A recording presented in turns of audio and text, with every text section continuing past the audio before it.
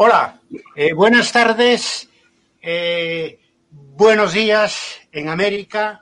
Estamos aquí para presentar mi libro, La base material de la nación, el concepto de nación en Marx y Engels, editado por la editorial El Viejo Topo en Barcelona. Nos acompañan Miguel Riera, editor del Viejo Topo, Jaime Pastor de la Universidad Complutense de Madrid y editor de la revista Viento Sur, Peter Gelle de la Universidad de Potsdam, editor del Diccionario Histórico Crítico del Marxismo de Berlín, y Carlos Astarita, historiador medievalista de la Universidad de La Plata y Argentina. Deciros que tres de nosotros jugamos un papel activo en los años 60 en la fundación del Sindicato Democrático de Estudiantes de la Universidad de Barcelona y de Madrid, lo que demuestra 50 años después que el marxismo sigue vivo a través de esa generación del año 68 que obviamente, mal que le pese a algunos, sigue activa en el siglo XXI, al menos algunos de sus representantes. Empezaremos con la intervención del editor del libro, Miguel Riera.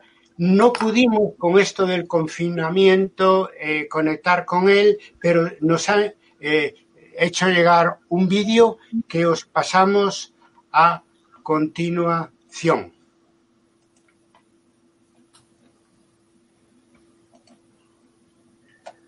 Hola, soy Miguel Riera, editor del Viejo Topo, y este es el libro de Carlos Barros, La base material de la nación y el concepto de nación de Marx y Engels, que hemos tenido la satisfacción de editar hace un par de meses y que se puede encontrar ahora mismo en las librerías españolas.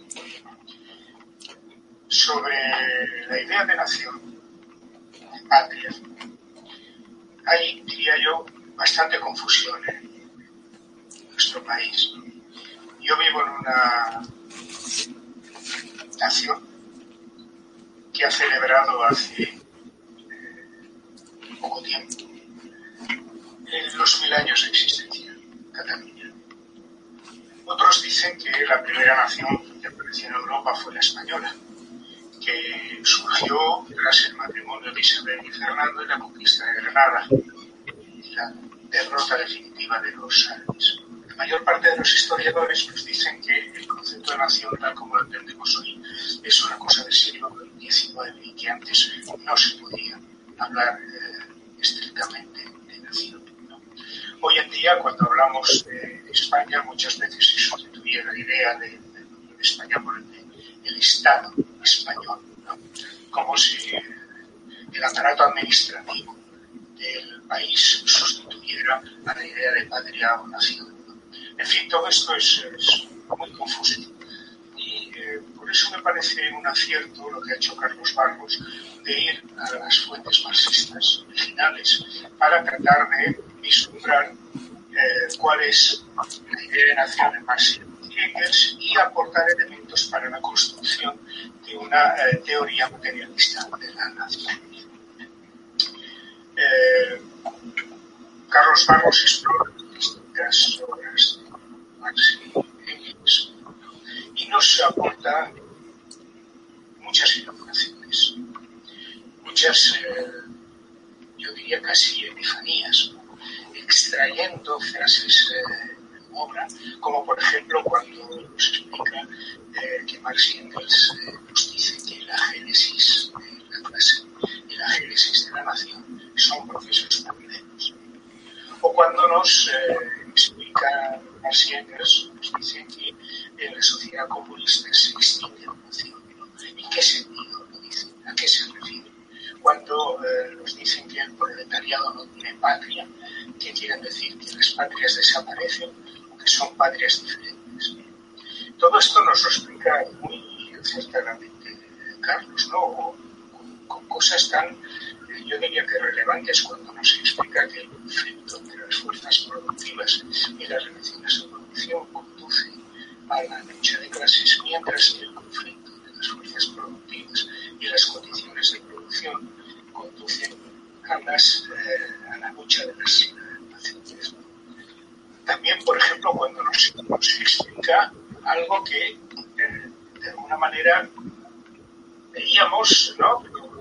Realmente, aunque en fin, la mayor parte de nosotros leemos en la materia, pues dábamos por buenos y reflexiones sobre ello, que es el diferente punto de vista que parecen aplicar Marx y Engels, parecen aplicar a el conflicto en Irlanda o en Polonia en relación con, por ejemplo, la unificación de Alemania.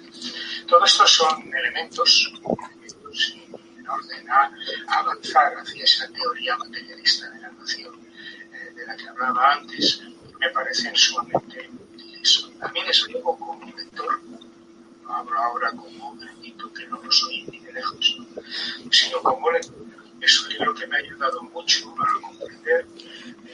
a comprender la idea de nación vinculada a la idea de clase, naturalmente, y que no voy a discutir aquí precisamente por esta condición del ego de la materia, pero sí que voy a recomendar su libro.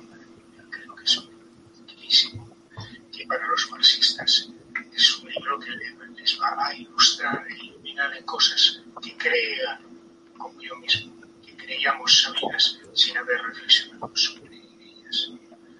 Y esto es todo lo que puedo decir y debo decirles sobre el libro. Muchas gracias.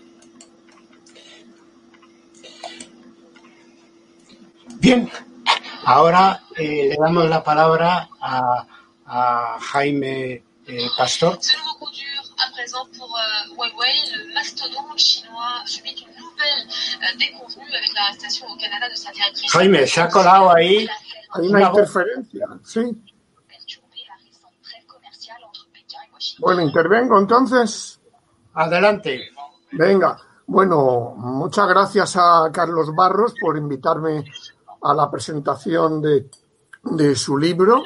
Debo de decir que bueno, tiene un enorme mérito, primero porque fue escrito lo fundamental, ha añadido algunas cosas, pero fue una obra escrita en 1985 y por lo tanto es de las primeras obras, digamos, desde la izquierda de ámbito español, ¿no? De ámbito estatal, que reflexiona sobre la cuestión de la nación desde el marxismo, ¿no? Y eso es lo primero que debería señalar. Luego también porque en su libro hay una reivindicación de la aportación de un marxista olvidado, ¿no? Como es Ben Borohov, ¿no? Es decir, que realmente fue un pensador judío, un bolchevique, que aportó una obra muy importante, que bueno, como Carlos y yo somos mayores, pues la tenemos, ¿no? Que la editó, por cierto, Carlos Astarita, supongo que lo sabe, ¿no? La editorial esta, Cuadernos de Pasado y Presente, de Argentina, ¿no? Y que bueno, que yo creo que a mí desde luego me interesó mucho en aquel entonces, ¿no? Entonces, bueno, y luego también, pues que evidentemente aporta su propio punto de vista sobre esta cuestión. Ya entrando a comentar el libro, pues yo creo que lo primero, quizás el título, a mí me habría gustado más el título original que de cuando escribió por primera vez el libro en gallego, ¿no? Es decir, la base material e histórica de la nación, ¿no? Porque quizás luego lo que se desprende de la lectura del libro es que evidentemente, por lo menos para la gente en general, el concepto de material puede permitir una interpretación estrecha, ¿no?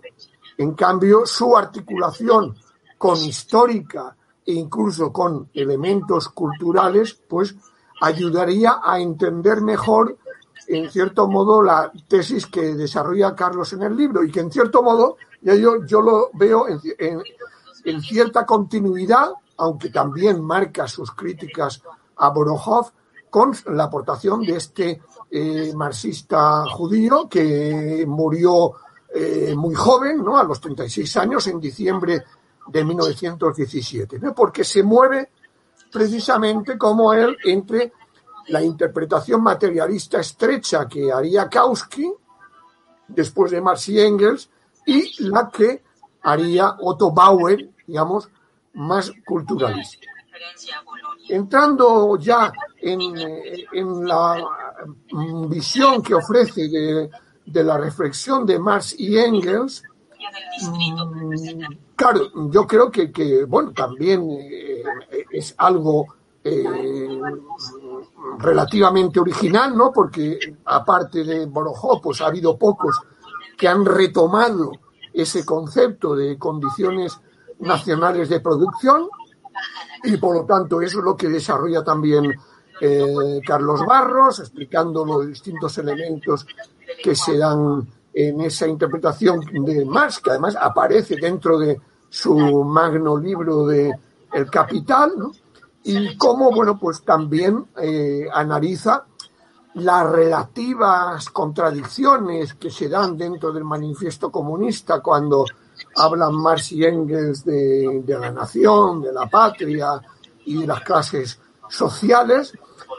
También pone el acento en la cuestión irlandesa, que es central, claro, para la evolución del pensamiento de Marx y Engels, menos en la polaca. Quizás yo echaría en falta una crítica mayor de las tesis, sobre todo de Engels, sobre las naciones con historia y naciones sin historia, ¿no? Cita a Roman Rozdolski, pero creo que eso habría exigido quizás más desarrollo, pero claro, estamos hablando de un libro de 1985 que ya es denso de por sí, ¿no? Claro, yo en un libro que publiqué en 2012 y luego hubo una segunda edición en 2014, pues dediqué una parte del libro que se titulaba Los nacionalismos, el Estado español en la izquierda, pues dediqué una parte, por supuesto, a Marx y Engels, ¿no? Claro, yo creo que quizás, yo lo enfoco más desde el punto de vista de la interacción, ¿no?, entre desarrollo capitalista, o sea, por lo tanto, desarrollo de las fuerzas productivas y de las relaciones de producción capitalistas, proceso de construcción de la nación, pero también proceso de construcción del Estado. Es decir, de cómo se fue conformando un sistema de Estados-nación en Europa a medida que se iba desarrollando el capitalismo, y por lo tanto las clases sociales y la clase burguesa, como la clase burguesa iba transformando esas relaciones y erigiéndose en fuerza hegemónica, ¿no? Pero ya yo creo que es muy importante ver el factor construcción del Estado en Marx y Engels, porque eso es lo que les lleva también a una visión, digamos, que tiende a subestimar esas naciones sin historia, ¿no? Es decir, ve que el marco más progresivo, más favorable para la clase obrera es el de los grandes estados y de las grandes naciones, ¿no?, ligado a algo que también señala Carlos Barros en su libro, al optimismo que expresan entonces Marx y Engels después del estallido de las revoluciones de 1848. Luego rectificarán, luego reconocerán que no, que esa esperanza en la superación progresiva de las contradicciones nacionales, ¿no?, por la lucha de clases no se dio, ¿no? Pero creo que falta ahí el punto del Estado, que está mencionado cuando se habla de la Revolución Francesa y por supuesto, si habláramos más de las obras políticas de Marx, sobre todo, pero también de Engels, sobre Francia, pues veríamos más ahí la interacción entre nación-estado y estado-nación, cómo se van conformando ahí, ¿no? Y luego, bueno, pues a mí me parece también muy interesante, ya digo, la reivindicación, la recuperación de Borohov, que aunque es un trabajo, es una obra un tanto complicada, digamos, de leer y que no es de fácil lectura, pero como él tiene el mismo ejemplar que yo de su libro, yo creo que el estudio preliminar, ¿no?, que hace José Luis Nayenson de esa obra de Borohov ayuda mucho a entender esas potencialidades de su libro, sobre todo cuando apunta ideas de la interacción entre luchas de clases y luchas nacionales, cuando aplica el esquema de clase en sí, clase para sí, a nación en sí y nación para sí, ¿no? Es decir, son ideas que yo creo que son interesantes, ¿no? Y que bueno, pues yo creo que ayudarían a enlazar mucho también la interpretación de Marx, Engels, Borohov, incluso Otto Bauer en el plano más histórico-cultural, con aportaciones más desde la antropología. A mí el libro de Benedict Anderson me sigue pareciendo un enfoque antropológico de la cuestión nacional también interesante y que entraría dentro de esas condiciones, digamos, histórico-culturales que se fueron dando a partir de la invención de la imprenta, de la reforma protestante, de la sustitución del latín por las lenguas vernáculas, ¿no? Y luego cómo el Estado-nación va creando pues el censo, los mapas, ¿no? Y utilizando la escuela, la educación para nacionalizar a los pueblos, ¿no? Entonces hay muchas ideas sugestivas, sugerentes que hay ahí, y luego pues me parece que las conclusiones también ayudan. Hay una crítica, por supuesto, a la concepción dogmática y rígida de Stalin que se entiende por nación, ¿no? Y una síntesis, digamos, al final, que creo que ayuda a entender pues cómo hay que tener en cuenta esas condiciones nacionales de producción, pero claro, de producción, digamos, en este caso hablamos también de producción de naciones, ¿no? En esa combinación de factores que aparece por lo largo del libro. Bueno, hay alguna cuestión polémica, ¿no? Pues, por ejemplo, cuando habla de los partidos marxistas en las conclusiones al final y la cuestión colonial, ¿no? Es decir, yo creo que ahí hay una crítica a los partidos comunistas por su posición, pero creo que eso habría necesitado mayor desarrollo, ¿no? Es decir, ahí estaría el lado negativo de todo, de la Segunda Internacional, ¿no? De las posiciones colonialistas y social imperialistas que desarrollaron los partidos socialdemócratas, pero que luego los partidos comunistas también, después de la Segunda Guerra Mundial, asumieron, ¿no? El caso más emblemático desde mi punto de vista es el del Partido Comunista francés, ¿no? Pero bueno, como ya digo, me parece que es una contribución muy útil para retomar el debate sin necesidad de entrar en el terreno estratégico, táctico, concreto, pero desde luego reconociendo que bueno, la cuestión nacional está ahí, ¿no? Y no podemos obviarla y no podemos considerar que es una cuestión ajena a las clases sociales, sino que esas distintas clases sociales también tienen que asumir la lucha por la hegemonía en la resolución de las desigualdades entre identidades nacionales, también dentro de los estados, como el español. Gracias. Gracias, Jaime, por tu intervención. Tomamos nota. Ahora le pasamos la palabra al profesor Peter Gelle.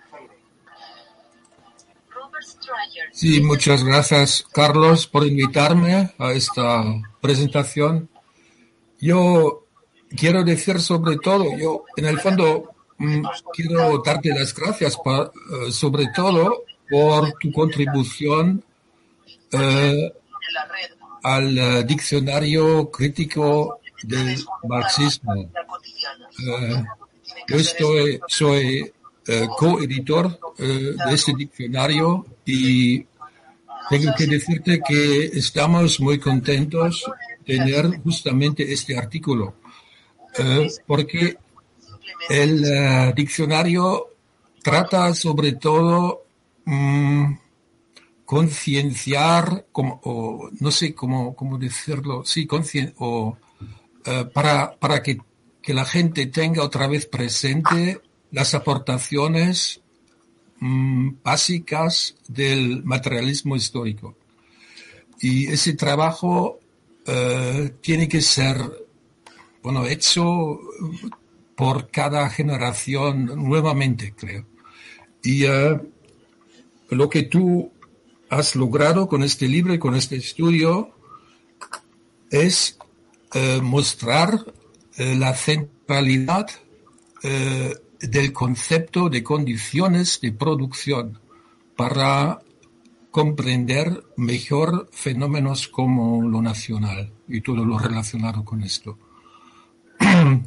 Y por eso estamos muy contentos, porque ningún otro artículo, tenemos varios artículos en el diccionario sobre este tema, como por ejemplo Nación, así, y Estado Nacional, Liberación Nacional, minorías nacionales, etcétera. Tenemos toda una variedad de artículos y en ningún artículo el enfoque está centrado en este concepto básico de la historia del materialismo histórico, el concepto básico de condiciones de producción.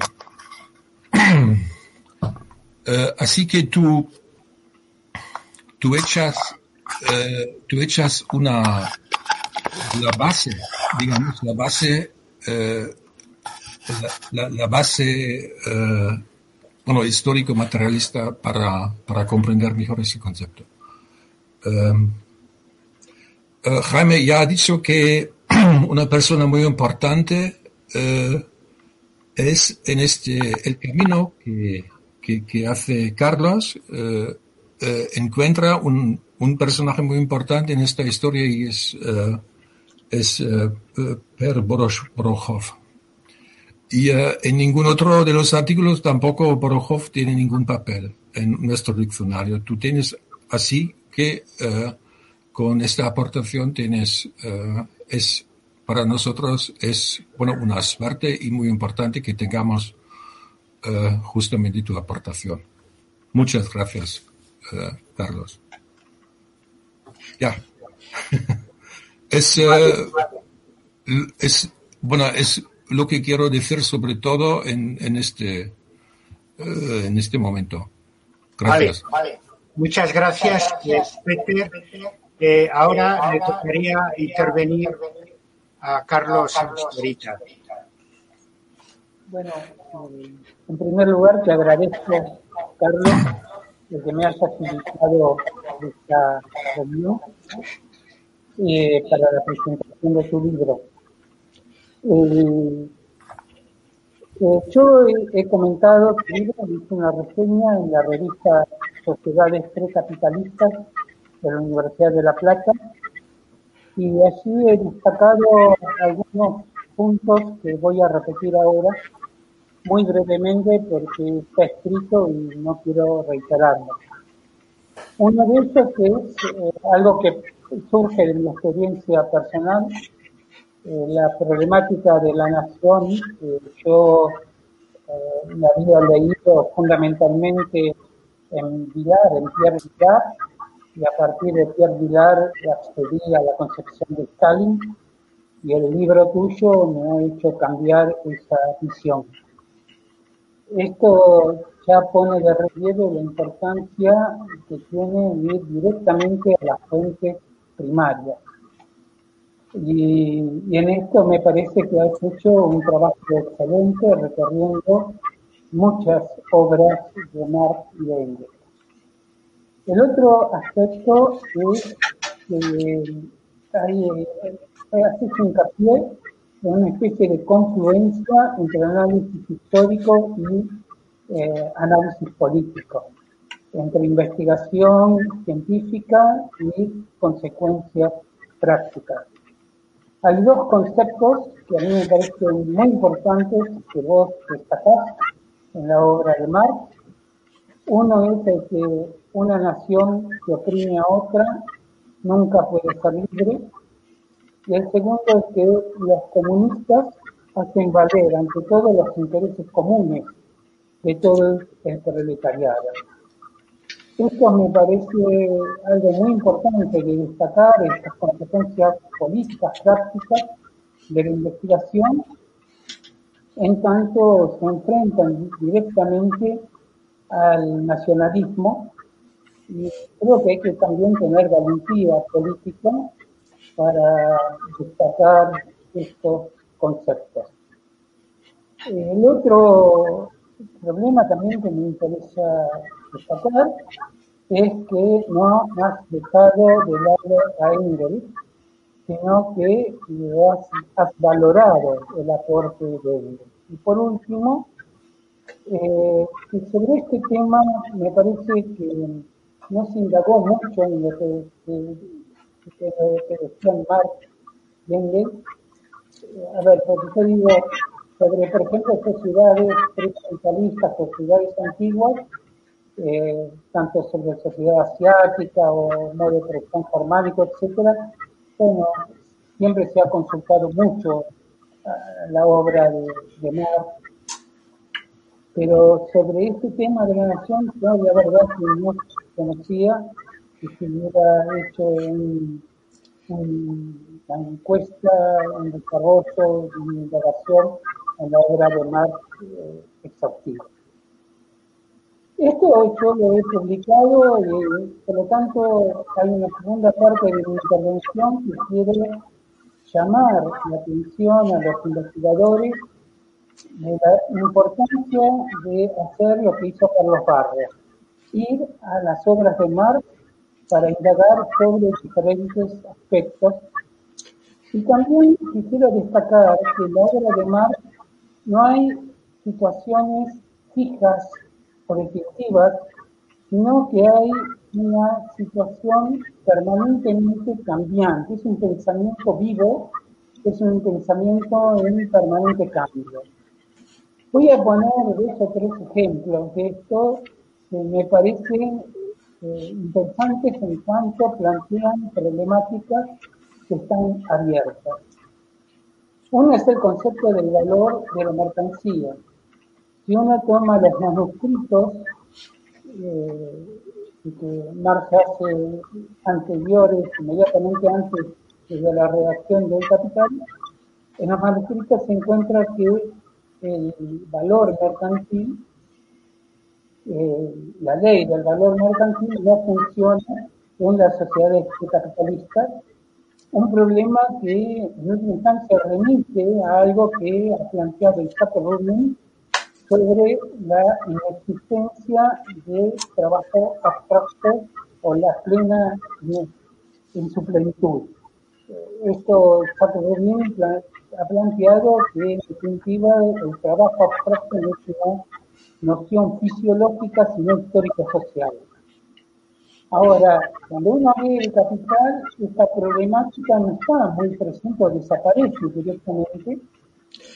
Y en el prólogo al tercer volumen del Capital, Engels dice más o menos lo contrario a lo que decía Marx en los manuscritos. Engels dice que la ley del valor mercantil funciona en plenitud, es decir, sin el problema de la transformación de valor en precio en toda sociedad precapitalista, porque el trabajo artesano era un trabajo transparente. Esto, en última instancia, lo que nos está planteando es que hay una problemática que está abierta, que es algo que nos lleva a la necesidad de volver a indagar e investigar. Un segundo aspecto que también está en la obra de Marx como problemática abierta es la situación con respecto al famoso capítulo 24 sobre la así llamada acumulación originaria de capital. Porque mientras que en el capítulo 24 la idea que a uno le queda es que los acercamientos llevan a la formación directa del territoriado, cuando uno lee el capítulo sobre cooperación simple, también en el primer volumen del Capital, Marx plantea que el capital se apropia de la producción en las condiciones técnicas que le ha dado la Edad Media, y por lo tanto, desde este punto de vista, esto lleva más bien en dirección a pensar los inicios de la industria rural agresiva o del Verlag System. Estos son problemas que siguen permanentemente o incluso cuestiones que desde diferentes puntos de vista las toma Marx, confluyendo aun cuando los temas sean distintos. Por ejemplo, en el primer volumen del Capital, Marx dice que las ciudades de Flandes en el siglo XII solamente dieron inicios del capitalismo, pero esas zonas fueron solamente anticipaciones que no se concretaron, y de ahí desarrolla la cuestión de si el capital mercantil se apropia del trabajo o la relación capitalista surge del mismo productor. A esa problemática vuelve en el volumen tercero del Capital, cuando habla de la génesis de la renta capitalista de la tierra, que retoma el problema del capital mercantil que succiona plusvalía de forma más primitiva sin cambiar de sistema. Por último, quiero hacer una última reflexión de esta obra que es totalmente abierta, que está dada por la situación del trabajo femenino, un tema hoy muy de moda. Yo leo, por ejemplo, en Mediasur ha sostenido que Marx tenía la idea de que la mujer fue la primera explotada, la primera forma de explotación de clase, la explotación de mujer por el hombre. Cambio, en uno de los últimos escritos de Marx, comentando el trabajo de Kowalewski, Marx dice que en Argelia había propiedad familiar invisible y la producción era controlada por las mujeres. Estos son algunos de los ejemplos. Lo que quiero es desterrar la idea de que en Marx hay un pensamiento inmodificable, duro, dogmático, sino que permanentemente un pensamiento con cambios, con variaciones, con incorporación de nuevos conceptos, y esto me parece que es extraordinariamente importante. Lo último que quiero decir es que esta riqueza de Marx se puede encontrar en cada rincón prácticamente de su obra. Un solo ejemplo. Una de las mejores definiciones que yo he encontrado sobre el concepto de determinación es una nota a pie de página en el capítulo de la mercancía de El Capital, donde Marx dice que el Quijote experimentó en sus costillas que para ser redundante no era compatible con todas las épocas. Este es, en definitiva, el tipo de trabajo que hay que hacer, que hay que volver a hacer, que algunos autores, como Baudelaire, por ejemplo, hicieron con las ideas antiguas, y que muy fructíferamente también ha realizado Carlos Barros con un libro a todas luces recomendable, que es este libro sobre la problemática de la nación y de las nacionalidades en Marx. Bueno, de nuevo, gracias Carlos por haberme invitado a esta tan provechoso intercambio de ideas. Gracias. Bueno, muchas gracias. Muchas gracias, Carlos. Ahora me tocaría, por último, intervenir a mí sobre mi propio libro. Tengo que, no puedo obviar, hablar yo mismo sobre el libro que motiva este evento de transmisión virtual. Primero, agradecer a los colegas que me han precedido su interés por el libro y el que hubieran accedido a acompañarme en esta presentación, que tiene en común para todos nosotros, naturalmente, reivindicar el papel necesario del marxismo en este siglo XXI.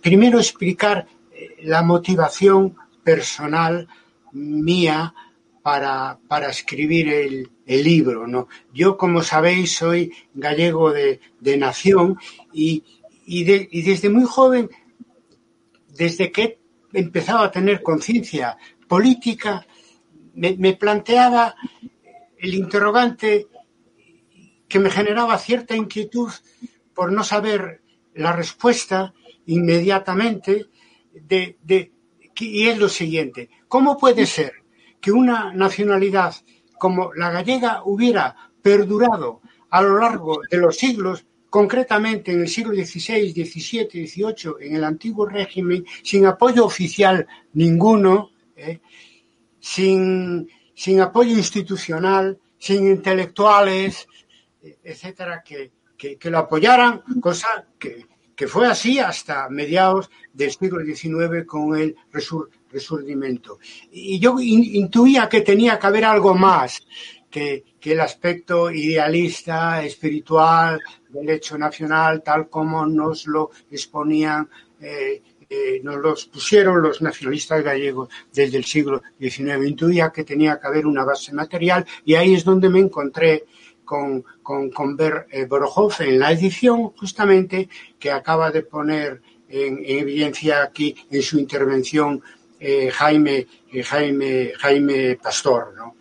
Yo creo que eso me animó principalmente a una relectura de las obras de Marx y Engels para entender esto que llamamos, que yo llamo la base material de la nación. Bueno, abreviamos en el libro, pero realmente, como ha dicho Jaime también, en mi primera versión escribí la base material e histórica de la nación, el apartado capítulo 3 de historia es fundamental para entender lo que se defiende en el libro y en general para entender lo que es el marxismo, o sea, el materialismo histórico, ¿no? Borojov, la historia de Borojov, aparte de ser interesante intelectualmente, es conmovedora, ¿no? Él es expulsado del Partido Socialdemócrata ruso hacia 1909 por ser un nacionalista judío. Inmediatamente publica sus obras sobre la cuestión nacional judía y sobre esa idea de él de combinar el nacionalismo con el marxismo. Es dirigente de un partido sionista de izquierdas, los Obreros de Sion, que después él y su partido ingresan en el año 1917, después de la Revolución de Febrero, en el Partido Socialdemócrata de Rusia, bolchevique.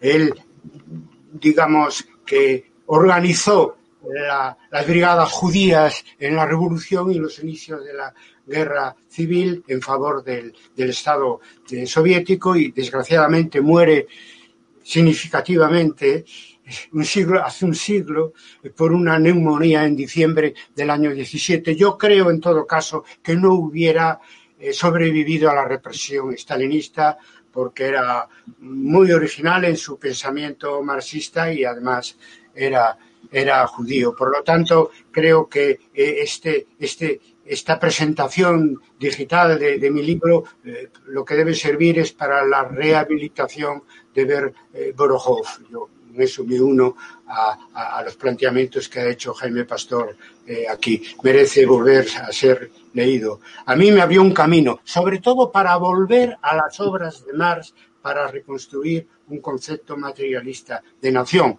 Porque de lo primero que me di cuenta es que Borojov no tuvo acceso a obras fundamentales de Marx y de Engels.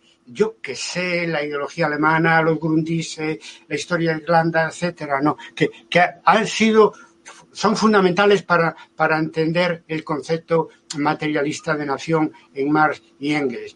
Por ejemplo, me sorprendió, por eso he intentado ir más allá y volver con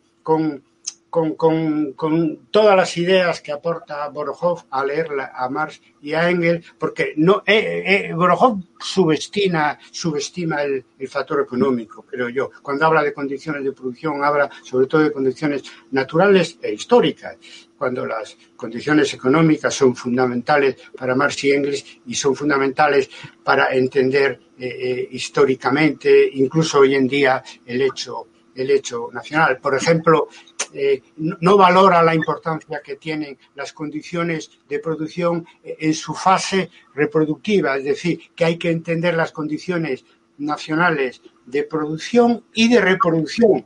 Lo digo porque Marx habla una y otra vez de las condiciones previas y las condiciones resultantes, y porque es muy importante entender el fenómeno nacional como un proceso de construcción y reconstrucción, y en lo tocante a las relaciones sociales de producción y de reproducción social.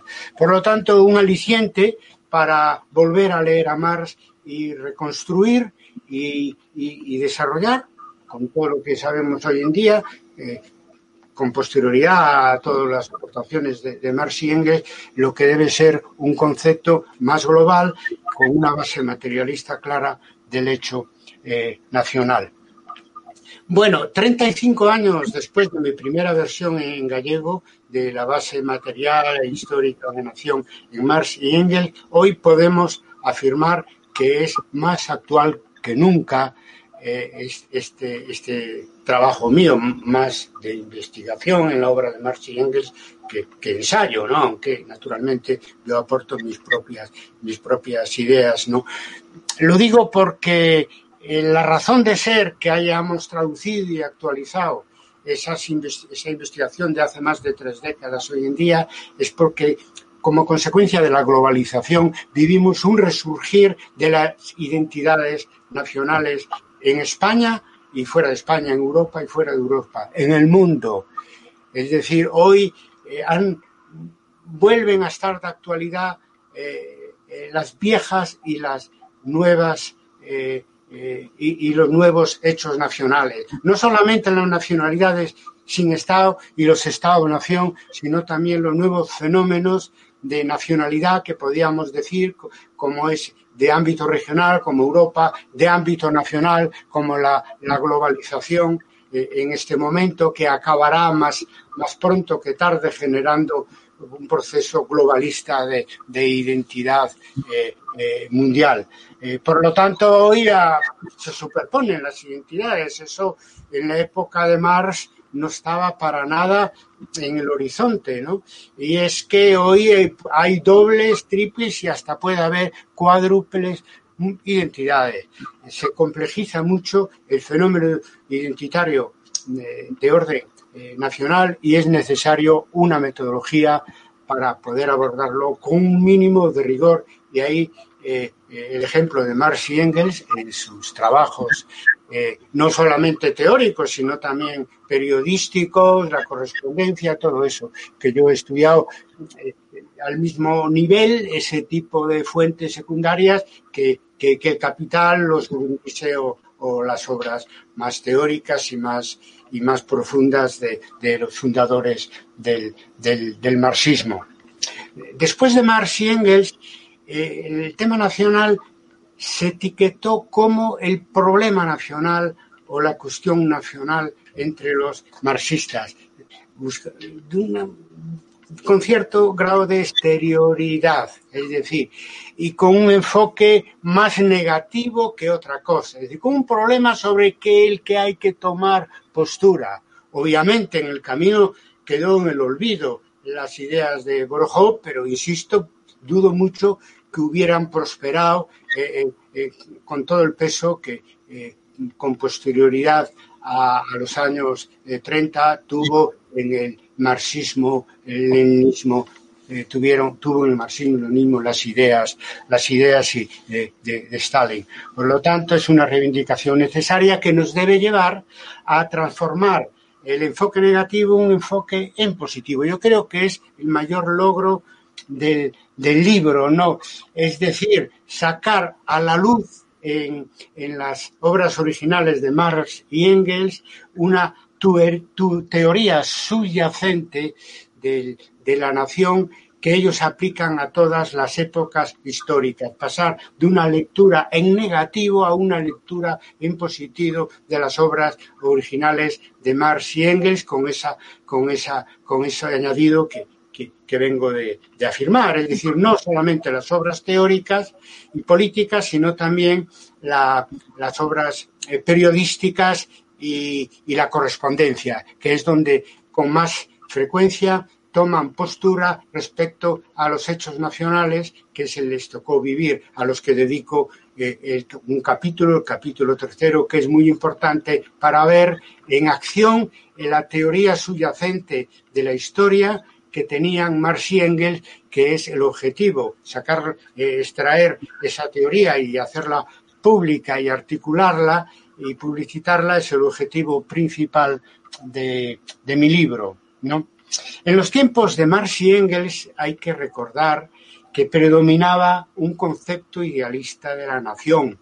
Hegel, que tanto les inspiró a ellos, pero también Fichte, Herder, hablaban del Volksgeist, del espíritu del pueblo, un concepto idealista de la nación que no olvidemos es el que inspira los movimientos nacionalistas del siglo XIX en toda Europa, ¿no?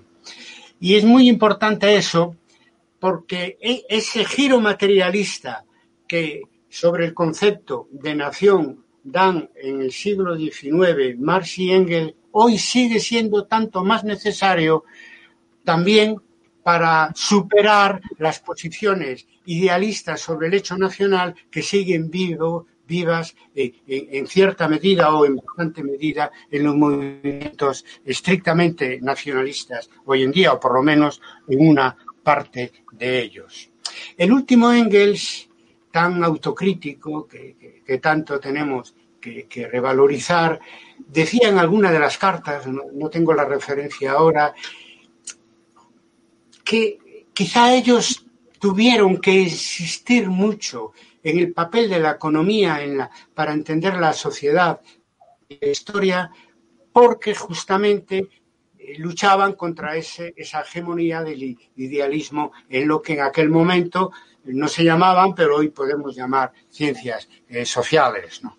Entonces, en ese sentido, es muy importante tener en cuenta que a veces lo que parece un exceso de interés por la base de material de la sociedad, pues hay que contrarrestarlo a través de la dialéctica, hoy con un enfoque más global, etcétera, ¿no? De todas maneras, en el caso del concepto de nación, el problema no es tan así, porque en el propio concepto de condiciones de producción, de condiciones nacionales de producción, que a veces ellos lo utilizan como sinónimo de otro, que son condiciones existenciales de la nación. Es decir, condiciones de la existencia de la nación. Pues en este concepto que que se diferencia un poco, aunque lo contiene, pues de otros más abstractos, como fuerza productiva, relaciones de producción, modo de producción. En este concepto de condiciones de producción o condiciones de existencia nacional, obligatoriamente hay que articular la interacción entre la base y la superestructura, cosa que no pasa con otros análisis, por ejemplo, con análisis del capitalismo en sí mismo, por ejemplo. Y ellos lo hacen cada una de las aplicaciones de su concepto de nación, sobre todo en trabajos de coyuntura, ¿no? Sobre la India, sobre Alemania, sobre Francia, sobre Polonia, sobre Irlanda, que me han servido de mucho para entender sobre el terreno cómo funciona el concepto dialéctico y materialista de nación en Marx y Engels, ¿no? Por lo tanto, eso es muy importante. Es la ventaja que tiene el concepto de condiciones de producción, que no es necesario aplicarle ese correctivo que hoy solemos aplicar a los conceptos del marxismo en cuanto a buscar siempre esa interacción base y superestructura, porque está ya en la definición misma en este caso, de las condiciones nacionales de producción o las condiciones de existencia nacional, ¿no? Bien, el marxismo es muchas cosas, ¿no? Pero yo quiero reconocer aquí, y en el sentido de dar a conocer, que la metodología marxista original envejece probablemente mucho mejor que otras propuestas y dimensiones que tiene el marxismo en el campo de la filosofía, la economía, de la acción política, etc. O sea, envejece muy bien. De alguna manera, todos somos o debemos ser marxistas si queremos analizar fenómenos sociales complejos. En este turbulento siglo nuevo, pienso y concluyo que las ciencias sociales y las tendencias intelectuales que se olvidan del marxismo no les va a ir nada bien y ya no les está yendo nada bien. Ya no digo porque son clásicos de las ciencias sociales y a los clásicos nunca hay que olvidarlos, pero concretamente, si los olvidas mientras el capitalismo exista, fallas en las predicciones y fallas en las propuestas. A veces porque intencionadamente son opuestas al progresismo que ilumina, por hablar con un término actual, al pensamiento marxista desde sus orígenes en el siglo XIX. Yo pondría como ejemplo de que una propuesta filosófica, política, económica, que se olvide del marxismo, sobre todo en terrenos donde el marxismo ha jugado un papel principal para definir esas áreas disciplinares, pues les puede ir tan mal como le ha ido al posmodernismo y al neoliberalismo en campos distintos, ¿no?, que hoy sabemos están bastante en retirada. Nada más, yo no quería terminar sin hacer referencia a dos cuestiones que se plantearon por parte de los colegas que me precedieron y que además a mí me inquietan, ¿no?, desde el punto de vista del análisis que hay que hacer actualmente sobre el hecho nacional, desde el punto de vista de la izquierda y más todavía desde el punto de vista del marxismo. Es lo que yo llamaría el derecho a la identidad nacional.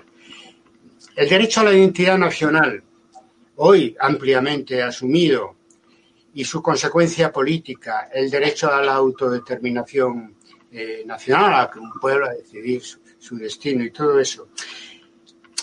Este último, más claro a partir de Lenin, y que vivió la época del imperialismo, no la época de la formación de los Estados-nación, como Marx y Engels, está más clara, ¿no? Pero se ve muy bien en la obra de Marx y Engels que ellos enfocan siempre los procesos nacionales que viven desde un ángulo, digamos, político. Decían que la unificación alemana bien, porque acelera con la formación del Estado alemán pues el desarrollo económico y el crecimiento del proletariado mundial, y los pueblos eslavos, decía Jaime, pueblos sin historia, pues esos no son viables, digamos, históricamente. No es la única ocasión en que dicen que proyectos nacionales no son viables. Hoy eso estaría, en fin, prohibido. Es decir, hoy más bien pensamos que existe un derecho democrático que nace con la Revolución Francesa y la soberanía de la sociedad civil frente al Estado absolutista. Pensamos que hay un derecho a la identidad nacional en el tiempo de Marx y Engels, que tanto aportan para entender de una manera materialista, dialéctica e histórica el hecho nacional. Sin embargo, no formaba parte todavía de sus reivindicaciones. Ellos se sienten muy afines. Marx decía que en su casa eran todos fenianos, nacionalistas irlandeses, es decir, ellos eran entusiastas de determinados fenómenos nacionalistas por conveniencia política, hombre, y porque eran nacionalidades oprimidas, pero sobre todo por conveniencia política. Decían que en Europa no se podía derrotar a la reacción sin que antes se lograra la liberación nacional de Polonia o de Irlanda. E igual, pues en el caso de Alemania, incluso de Francia, cuando los francos acaban con la lengua DOC y unifican Francia al final de la Edad Media. Es decir, estaban contra todo tipo de opresión, de eso no cabe duda, también, y empezando por las colonias, pero sin embargo utilizan más un enfoque de conveniencia política que lo que hoy es más habitual y es el derecho a la identidad nacional y sus consecuencias políticas. Por lo tanto, esos son, digamos, apreciaciones desde la actualidad, siempre tan necesarias, porque somos partidarios de volver a los clásicos, pero perder pie con el momento en que vivimos y, sobre todo, pertrechándonos de unas herramientas y conceptos que nos permitan analizar, si no al nivel, pues digamos con el mismo grado de ambición que Marx y Engels lo hicieron con los procesos, en este caso, nacionales de su tiempo. Y ahora sí, nada más, a los que nos estáis siguiendo, yo os pido leer el libro y seguimos hablando en red. Muchas gracias. Muy bien, muchas gracias. Bien, amigos, voy a ver porque seguro que hay bastantes aportaciones. Veo aquí en Facebook, casi todas son felicitaciones. Y por lo tanto, ¿qué deciros? Que los has merecido. Repito. Las has merecido bien. ¿Perdón? Las felicitaciones las has merecido bien. Bueno, muchas gracias y gracias a vosotros. Y nada más comentaros que el vídeo que estamos a punto de terminar lo vamos a descargar y a difundir por el resto de las redes sociales. Esto se está transmitiendo por la página de Historia y Debate en Facebook, pero haremos lo mismo con las restantes redes, Twitter, Instagram, YouTube, Academia Edu, etcétera. Bueno, pues eso. Viva Borojov, Marx vive, la lucha sigue. Aprendí yo en México eso cuando hablaban de Zapata. Marx vive, la lucha sigue. Compañeros, colegas, hasta la próxima y gracias a todos los que nos habéis seguido hasta aquí. Muchas gracias. Gracias.